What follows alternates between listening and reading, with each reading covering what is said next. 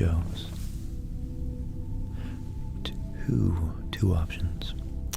You gave me the option between Area 51, which is what we're doing today, and parallel or multiverse universes.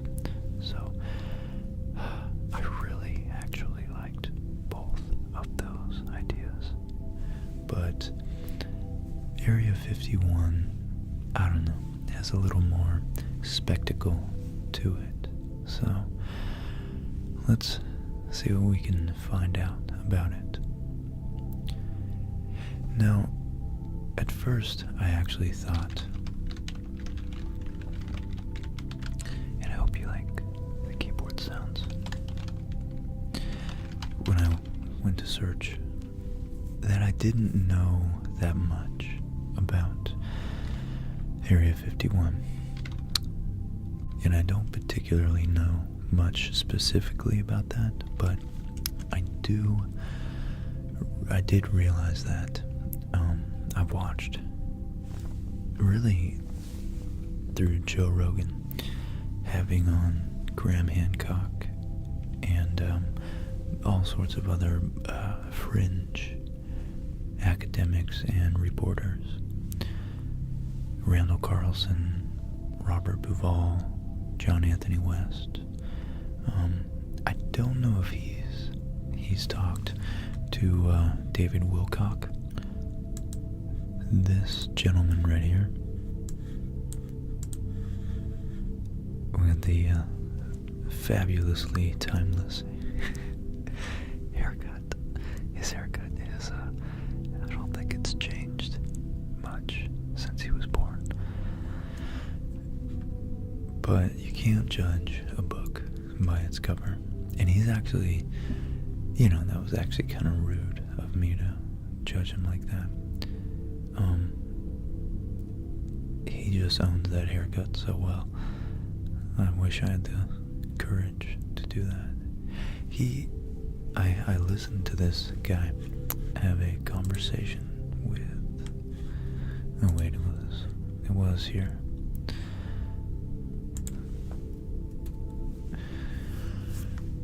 With Graham Hancock, about, well, it's funny, it's the meeting of the cocks, I guess, about,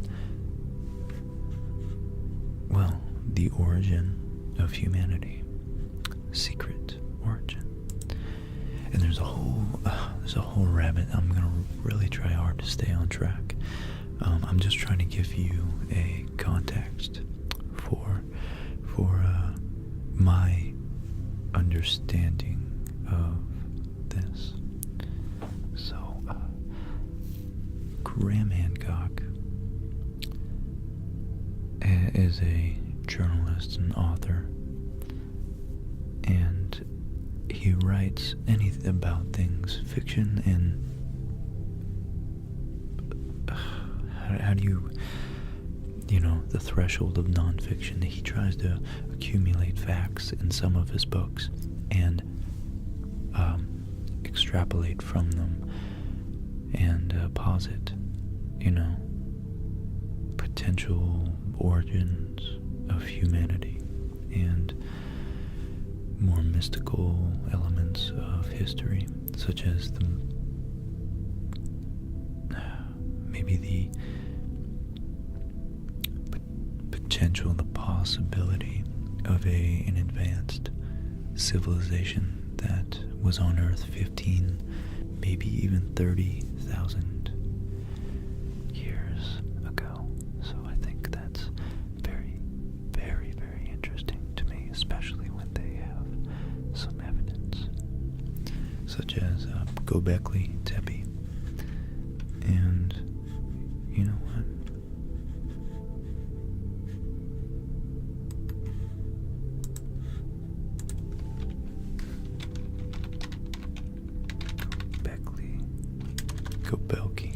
Göbekli Tepe.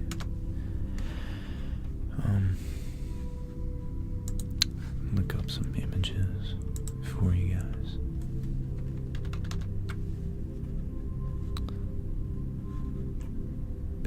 Which is one of the few sites to actually be verified by credible academic geologists and archaeologists to have been 10,000 years old. So 10,000 years ago in Turkey, which is not, of course, is modern-day Troy. It's not, probably only a couple hundred miles away from where we think Troy was, 9,000 years after this, mind you. So it's definitely no wonder that perhaps the Trojan Wall claimed to be built, as we're learning in our expedition through the Odyssey, the adventures of Odysseus, that Poseidon himself built the Wall of Troy, which you can't imagine people would come to believe if they A, had no real written history, and B, had no scientific perspective of the world, and the world was more a blend of metaphors and religious imagery and a living world, really, that was very much infused with spirituality. So it wouldn't be a stretch for them. I really want to sound like Chicho right now. Chicho was awesome, and he just makes me feel like him, like he's saying right. It wouldn't be a stretch, right, to assume that these people during 1,000 or 1,500 BC looked back 8,000 years, and of course, knowing Göbekli Tepe had all this acres and acres and acres of these huge monoliths. It wouldn't be a stretch to think that perhaps in their view humans were less likely than gods to have actually created these monuments and therefore their own walls. And like many cities, maybe Troy was built and razed, pillaged, plundered, and destroyed, and then rebuilt on top of its ashes. No doubt intimately connected with the imagery of the phoenix. So, Area 51, which I might not call this episode Area 51 because so far 10 minutes have gone by and I haven't talked about it. I just want to say that I think there's a blurry line between where fringe, the word keeps escaping me. I want to say supposition, speculation. There we go, right? Speculation, right? And rigorous adherence to not speculating and just the facts on what we know. And I think science has its merit that it's very valuable to not overextend our certainty of knowledge.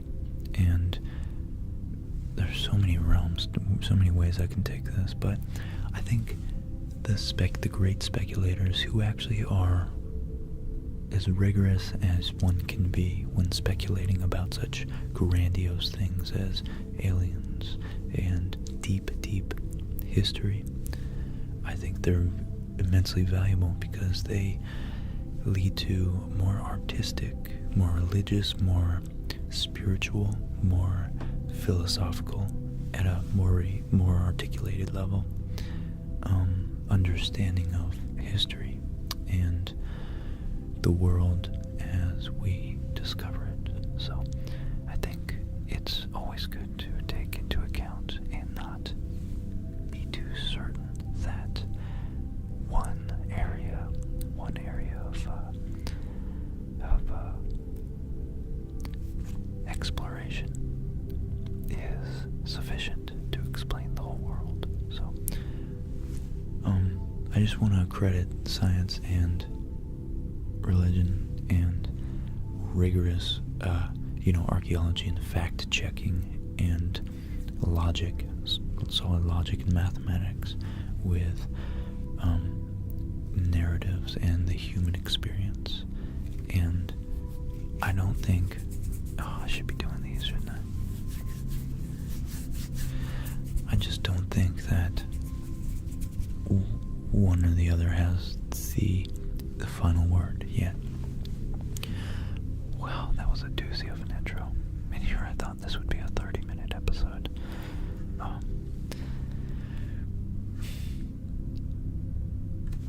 So, in the middle of the barren Nevada desert, there's a dusty, unmarked road that leads to the front gate of Area 51. It's protected by little more than a chain link fence and a boom gate and intimidating trespass signs.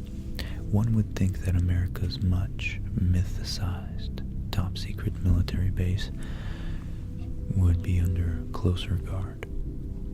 But make no mistake, they are watching. Beyond the gate, cameras see every angle. On the distant hilltop, there's a white pickup truck with a tinted windshield on everything below, peering down on everything below. Locals says that the base knows every desert tortoise and jackrabbit that hops the fence. Others claim that there are embedded sensors in the approaching road.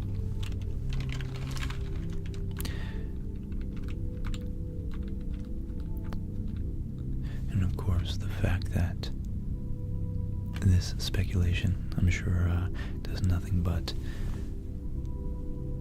boost the aura of mystery behind this site. So what exactly goes on inside Area 51 is speculation. There are, of course, alien conspiracies that galactic visitors are tucked away somewhere inside. One of the more colorful rumors insists that the infamous 1947 Roswell crash was actually a Soviet aircraft piloted by mutated midgets, and the wreckage remains on the grounds of Area 51.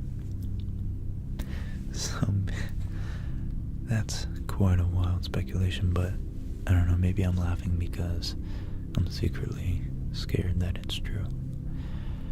Some even believe that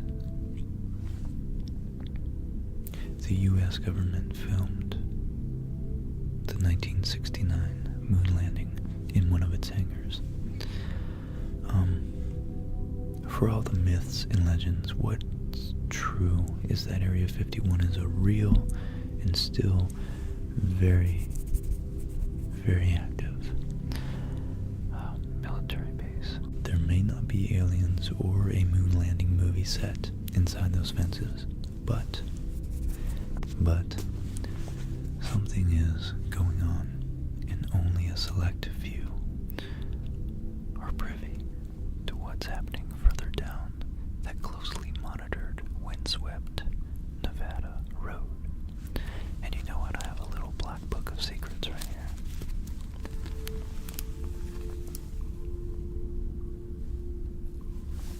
Hold on one second, there we go. It's very, very remarkably well disguised.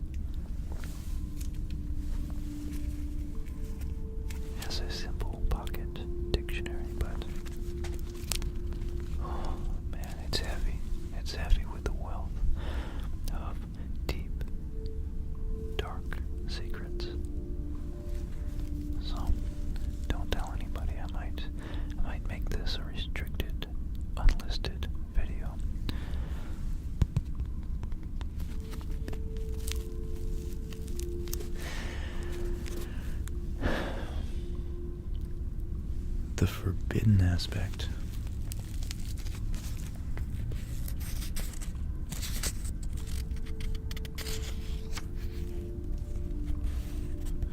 There are so many words in here. Here's an alias page, just in case someone asks me to open it up.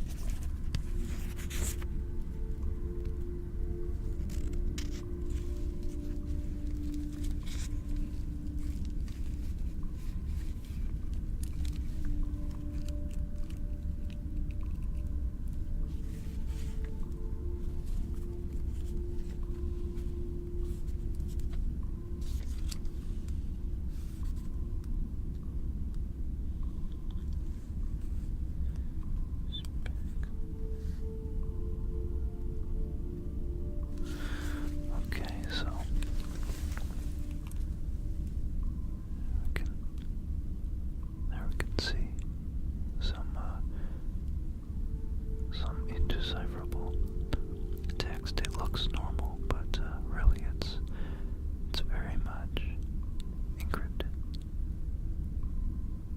It's just there to fool you.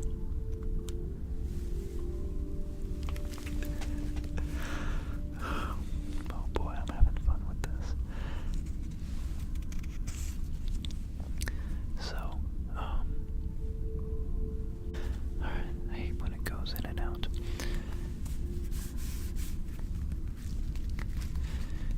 So the forbidden aspect of Area 51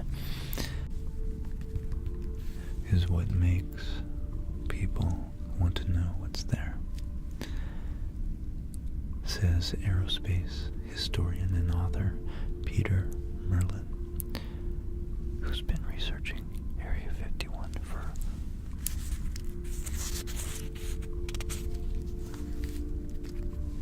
more than 3 decades. And sure, there's still a lot going on there. Okay, so I wanted to flesh out as much as I can in this one episode the both sides of a very practical,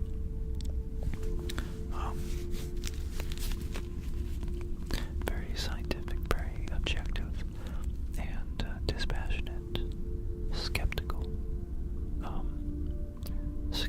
of certain skepticism view, and also a more, I would say, a more believable. It's funny because these words are very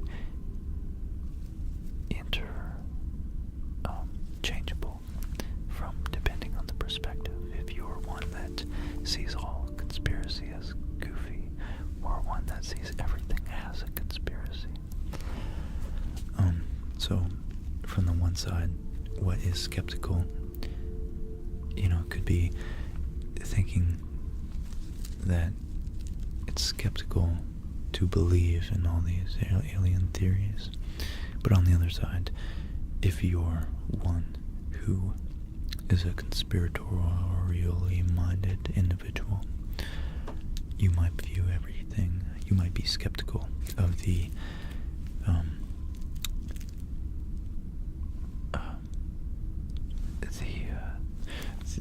public narrative regarding the truth.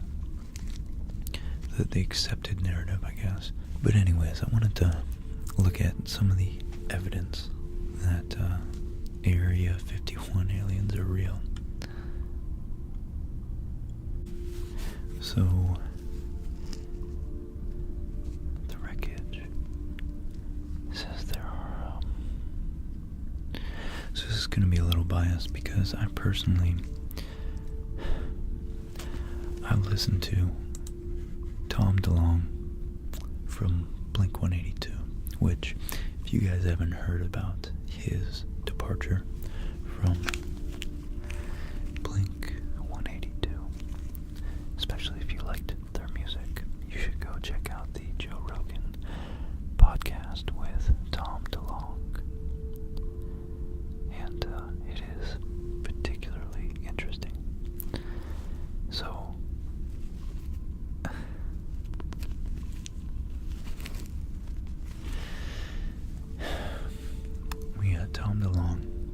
claiming very matter-of-factly that aliens are here, and they've actually, in some way or some form or another, given certain people, and it would happen like that, but nonetheless it's hard to believe, certain upper echelon people in the government, specific, very special access to their technology, to bend space, just very advanced technology.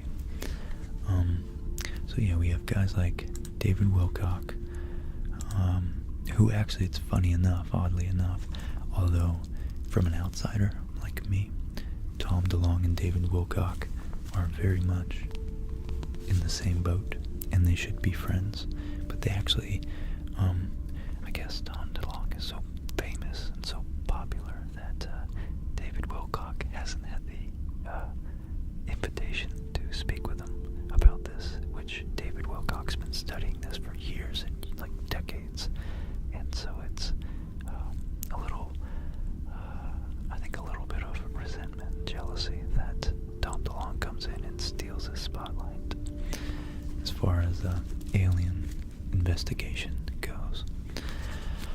But yeah, so we had Tom DeLonge from Blink-182 in the last year saying that aliens are here. Number one, Area 51, out of the 10 evidences that prove Area 51 aliens are real. Number one is that it's situated in the middle of the deserts of Nevada, and people from nearby towns have reported sightings of strange lights. As per eyewitnesses, the lights do not look like they're, let me zoom in a little bit, they do not look like they're coming from fighter jets or other earthly aviation units.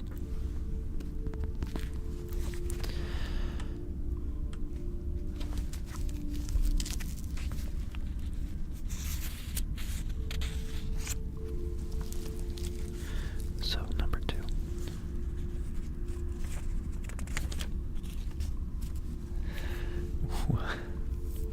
This book is so tight. While there is no official confirmation, radars have detected objects that fly with supersonic speed over that area. And F-16s or other Air Force planes are not supposed to fly at that speed, is what alien enthusiasts have to say. And here we have a picture of some very giant spheres, discs, saucers, if you will, that look like they might be hard to identify when they are flying as objects in the air. Number three, this autopsy video. This is a video, really. Wow, that's very, I guess I should have warned you guys before that, but I don't know.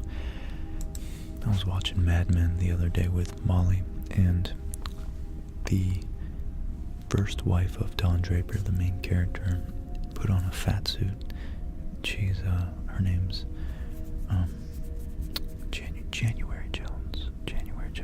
Very attractive, very good actress. And I actually recognized her from the X-Men, but also from Last Man on Earth, which I love that show.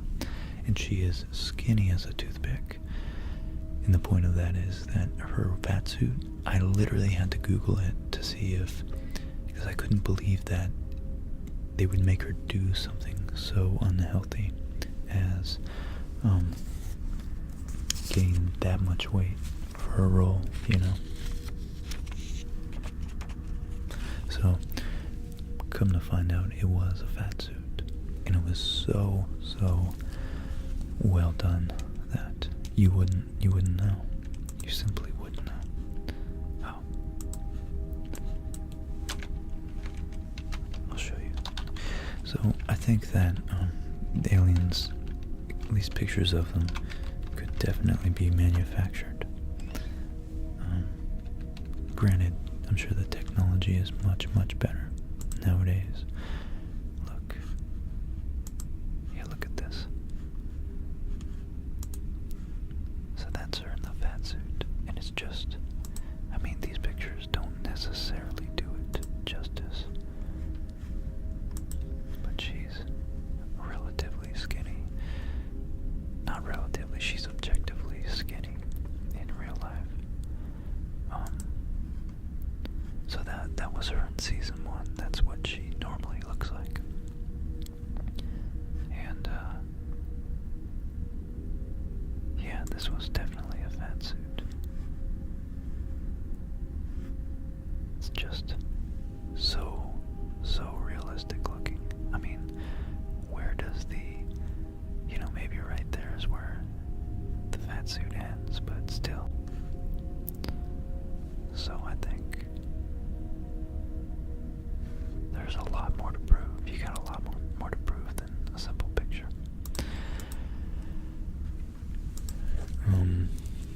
But I'm keeping an open mind because the Drake equation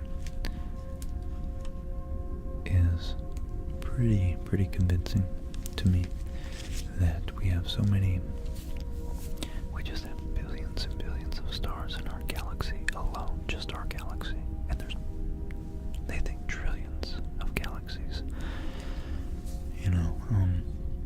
We'd be pretty darn special if we truly were the only sentient beings out there. So I just think a lot of this is hopeful, and I also think that it distracts from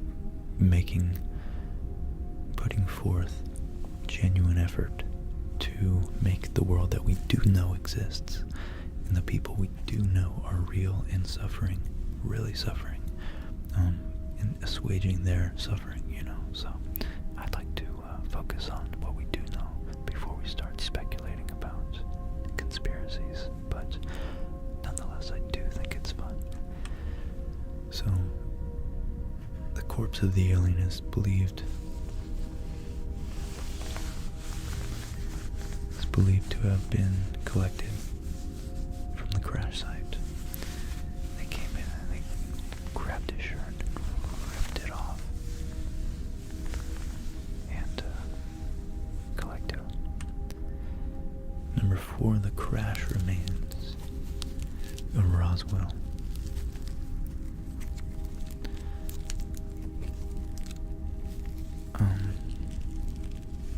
Of the Roswell incident were being secretly transported to Area 51 as the government wanted to study the technology that was used to make the aircraft. So, yeah. Number 5, which is more convincing, testimonies of ex-employees. Here we go, an ex-aerospace engineer, Boyd Bushman. So he's an engineer. He's not, that tells you that he's at least scientifically minded and is professionally trained to analyze a situation in terms of physics, mathematics, mechanics. But that doesn't mean his desire to jump to the conclusion that we are among aliens. It's a powerful desire. I think Carl Sagan wanted it too, but his famous dictum was extraordinary claims require extraordinary evidence. So this is a picture, an ex-aerospace engineer Boyd Bushman, who was deployed at Area 51 for a long period, has shared photos of a humanoid creatures that do not belong from this soil. In a statement, Bushman also confirmed that the staffs of Area 51 are a mixed bag of earthlings and extraterrestrial beings. Wow. Wow. Ex-physicist Bob Lazar, who was working, I think this guy is very particularly famous,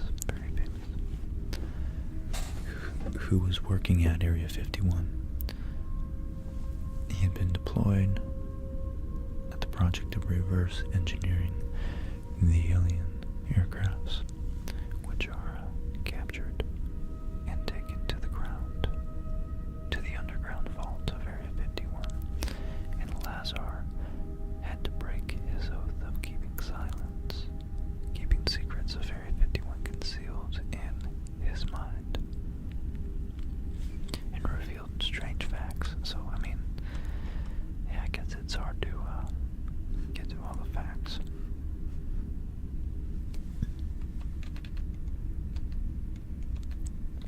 And here, if we zoom in, it says the collocated structure, a shell 15 centimeters thick, a waveguider, a positron emitter, a gravity amplifier head, a seat.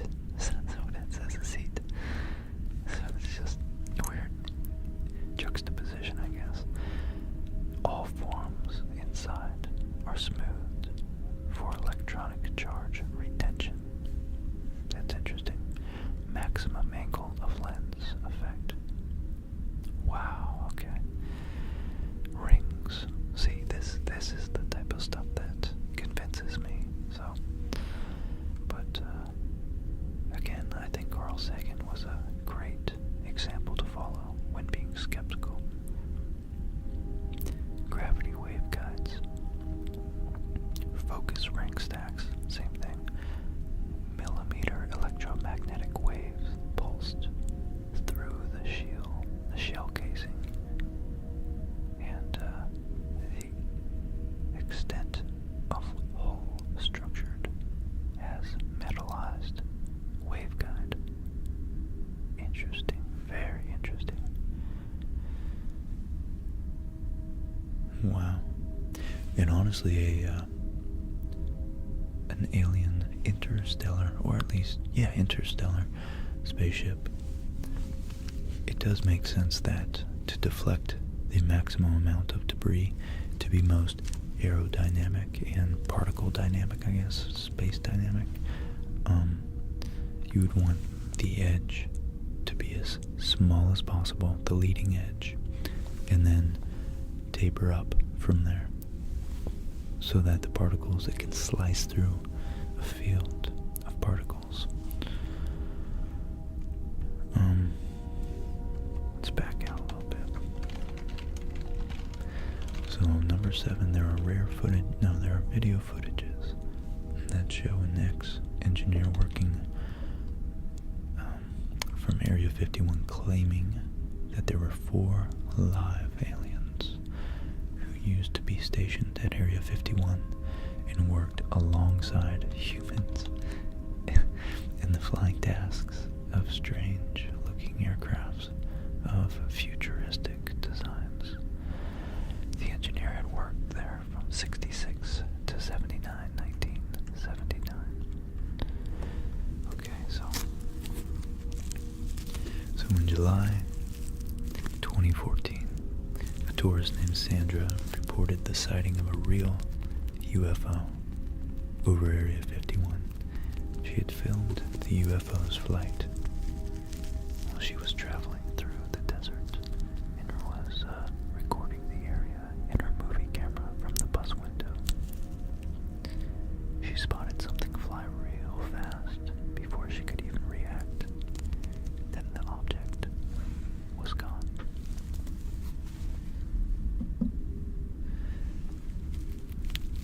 reviewing the film she had taped, she could realize that what it seemed to be a flying bird was an alien UFO in reality. In reality.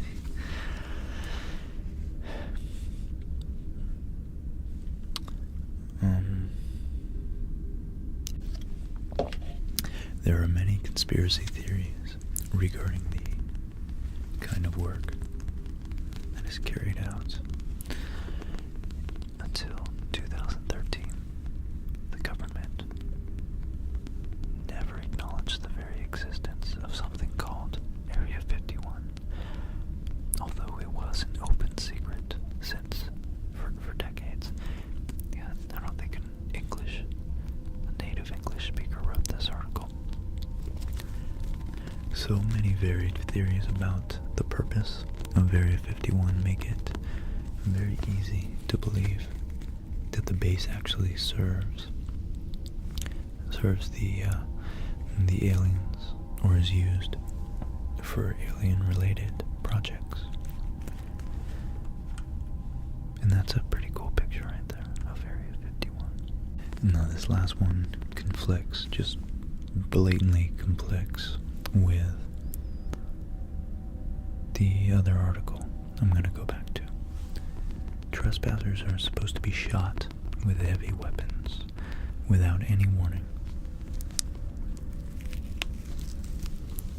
Such high security gives a notion that it has to be the aliens who the government is trying to cover up.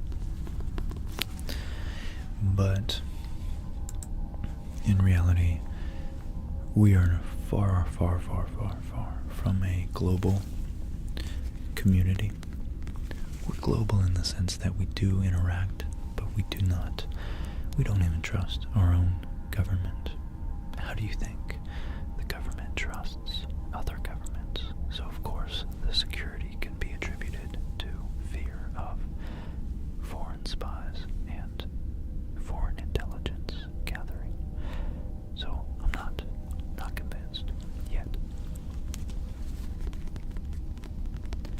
So the beginning of Area 51 is directly related to get into the history of it. It's directly related to the development of the U-2 reconnaissance aircraft. After World War II, the Soviet Union lowered the Iron Curtain around themselves and the rest of the Eastern Bloc, creating a near-intelligence blackout to the rest of the world.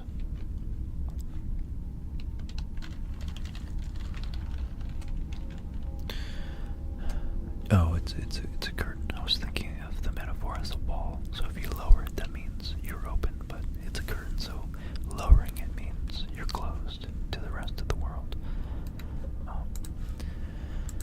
So the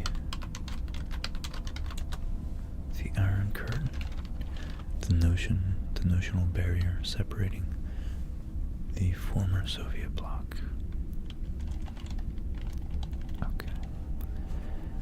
And just so we know, so we're clear.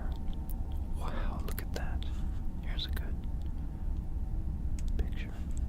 And maybe this one's better. Okay. The route of the Iron Curtain Trail.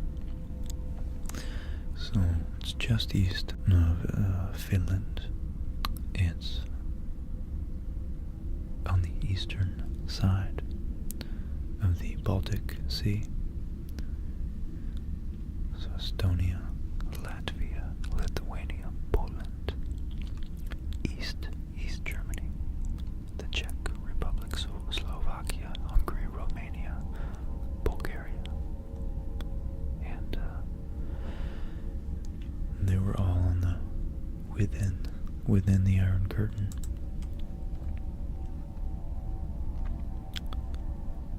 Wow. Okay. Very interesting. I wonder if that's a joke. Oh, bro,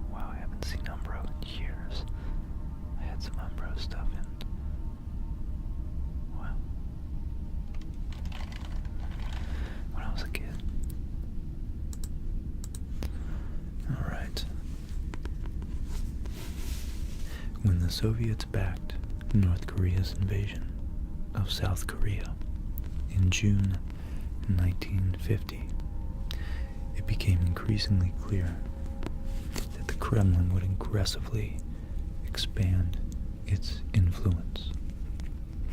America worried about the USSR's technology intentions, and ability to launch a surprise attack, only a decade removed from the Japanese attack on Pearl Harbor. So, anybody old enough, let's see, I start remembering things from when I was about maybe 8, in terms of like understanding more wide, not political, but more national and global events that happened.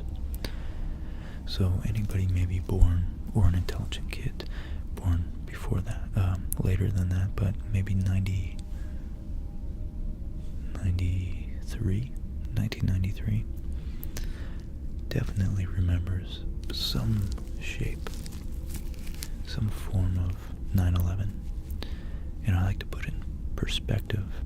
I like to put it in perspective of, 10 years. 1945 and 1955, or 1940 and 1950, is the same as 2001 to 2011. So, just, it's interesting to reference modern events and have a connection between those two times. So in the early 50s, the U.S. Navy and Air Force sent low-flying aircraft on reconnaissance missions over the USSR, but they were at constant risk of being shot down. In November 1954, President Eisenhower approved the secret development of a high-altitude reconnaissance aircraft called the U-2 program. One of the first orders of business was to track down a remote, covert location and training and testing. So they found it in the southern Nevada desert, near a salt flat known as Groom Lake, which had once been a World War II aerial gunnery range for the Army Air Corps pilots. Known by its map designation as Area 51, this middle-of-nowhere site became a top secret military base to convince workers to come. Kelly Johnson, one of the leading engineers there of the U-2 project, gave it a more enticing name: Paradise Ranch. And here we have a nice little, I wonder where that font came from. Maybe some early sci-fi movies. But we have a nice cool little road sign that says Extraterrestrial Highway, I think, with a bunch of stickers on it. So, making a myth, the U-2 testing began in July 1955, and immediately reports came flooding in about UFO sightings, unidentified flying objects. If you read the details of a 1992 CIA report that was declassified with redactions in 1998 and then released nearly in full in 2013, it's easy to see why. Many of these sightings were observed by commercial airline pilots who had never seen an aircraft fly at such high altitudes. whereas today's airliners can soar as high as 45,000 feet, which is 9 miles, I think, almost 9 miles. In the mid-1950s, airlines flew only at about 10 to 20,000 feet.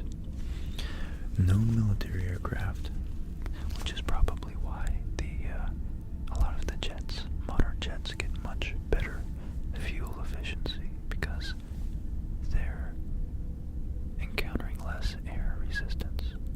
I think maybe they're tapping into more powerful upper altitude climate, or not climate, but atmospheric currents, wind currents.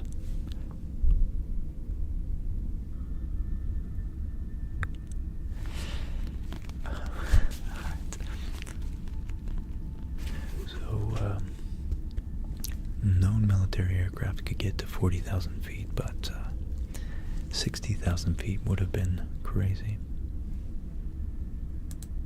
So, naturally, it says, Air Force officials knew the majority of these sightings were U-2 tests. Oh, is that where the band name comes from? I just put that. I just connected that. I wonder.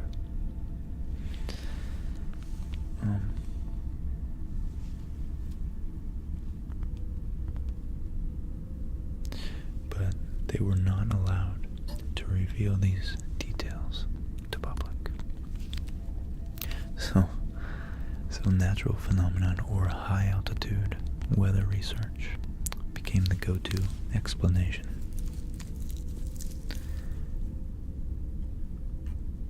What's also interesting about the most recent 2013 report is that it confirms Area 51's existence, while the 1998 version does have significant redactions when referencing the name and location of the U-2 test sites. The nearly unredacted version from 2013 reveals much more, including multiple references to Area 51, Groom Lake, and even a map of the area.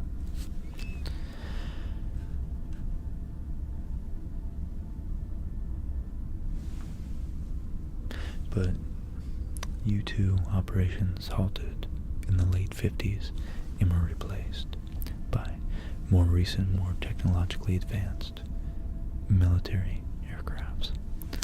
Of course, over the years, the A-12 and numerous stealth aircrafts like the Bird of Prey, the F-117A, and the Tacit Blue have all been developed and tested out there.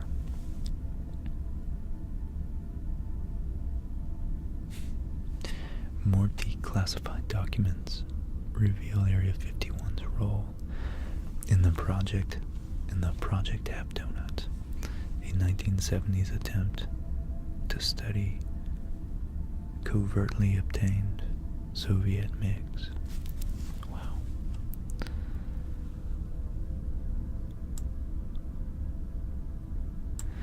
And someone's quoted as saying, I'll read that later, I guess. So our resident aerospace historian Peter Merlin says they flew them over Area 51 and pitted our own fighters against them to develop tactics against the MiGs. And they learned that you can't outturn it, but you can outrun it. And it's still going on today. So instead of MiG-17s and 21s, there's MiG-29s and Su-27s. The fights are ongoing. In September 2017, an Air Force Lieutenant Colonel was killed under mysterious circumstances when his plane crashed in Nevada and the Pentagon would not immediately ID the aircraft. It seems he was most likely flying a foreign jet obtained by the United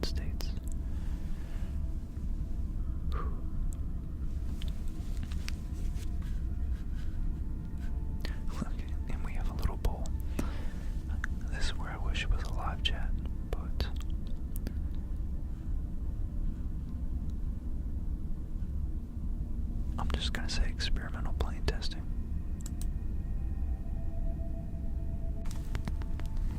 And look at that, it's 41% only think it's not aliens. Still a roughly even ratio though, 60-40. So in 1989, the year I was born, alien conspiracies gained ground when Bob Lazar claimed in an interview on Las Vegas local news that he'd seen aliens and had helped to reverse engineer alien spacecraft while working at the base. Many have disregarded this as fiction and are even offended at the notion that, including Merlin, who has spent years talking with the former Area 51 engineers and employees, angered by all the fuss about ETs. Merlin says some are even mad because they worked on these things and they built these amazing planes. This is actually Earth technology, and you got folks out here claiming it's extraterrestrial when it's really good old American know-how. That's quite the quote. That's the one I was gonna read. So here's a good. So we have the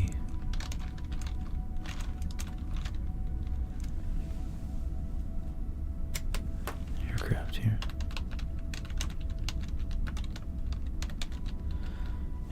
The aircraft base. Sorry, I was busy unplugging my keyboard so I could type on it. Yeah, we can see, runways, base facilities. Not really sure what this is. But mountains run off from the rains. I was working at the Yuma Proving Grounds last, I think, two years ago. And, it's pretty secretive. It's definitely pretty secretive out there. So today, it's very much in use. According to Google Earth, new construction and expansions are continually happening. On most early mornings.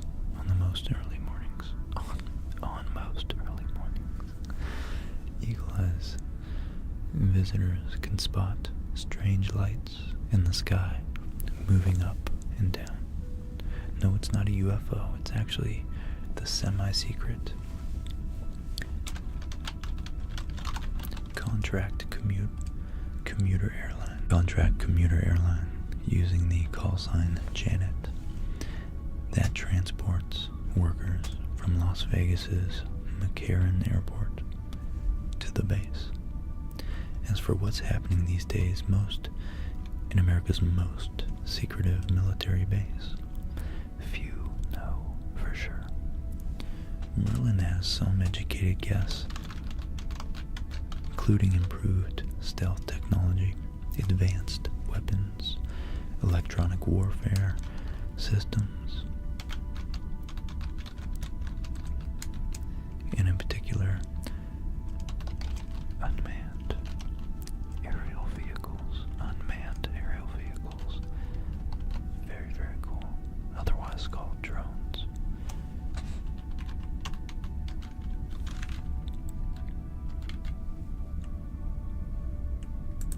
And then other classified aircraft. In the more exotic forms, I like that, of radio communication. Probably different ways of encrypting it and sending and receiving it covertly, and directed energy weapons such as different forms of focused lasers. That's probably what's that called? A redundancy.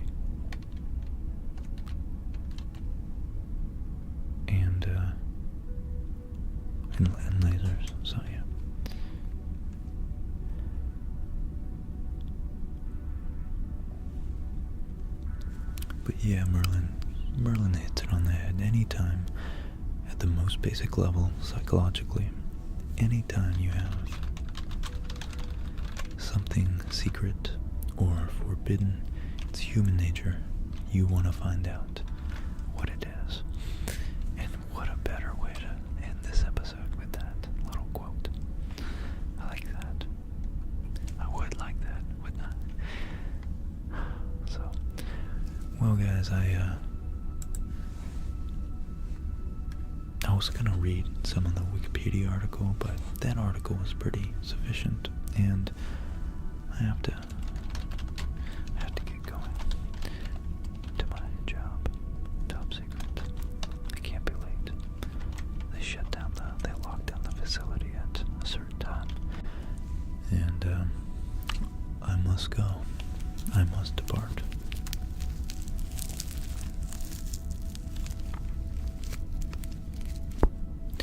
So, my friends, thank you once again. Thank you to everybody who comes out. You guys show so much support, and I don't know, you guys keep the channel alive. I love it, and I'm so grateful for every single one of you. I wouldn't be doing this without you, so thanks for the democratic suggestion of this awesome video topic. I do love exploring these when we get to speculate. I love speculation, so I look forward to many more, and I hope each and every one of you sleep extra well tonight. And as always, I want you to wake up feeling refreshed, a good night's sleep. If you went out drinking last night, drink plenty of fluids, and try not to do it for a couple days. Clear your mind. Eat some good, healthy, fresh, non-preservative food. And I say that because Molly's been getting me to eat good, and I do notice it. I really do. You guys are all great, and I hope you tackle the world with as much piss and vinegar. I don't know what the phrase is, but I hope this helps you get enough restful, deep sleep to just go out there and be that person that you want to be. You know, fake it until you make it, and that's the only advice I could give you. I think each and every one of you, especially that I've gotten to engage with a lot of you on this channel, you all have something going for you in a very special way, and you're all very, I don't know, we're all unique, and I love that. We all have something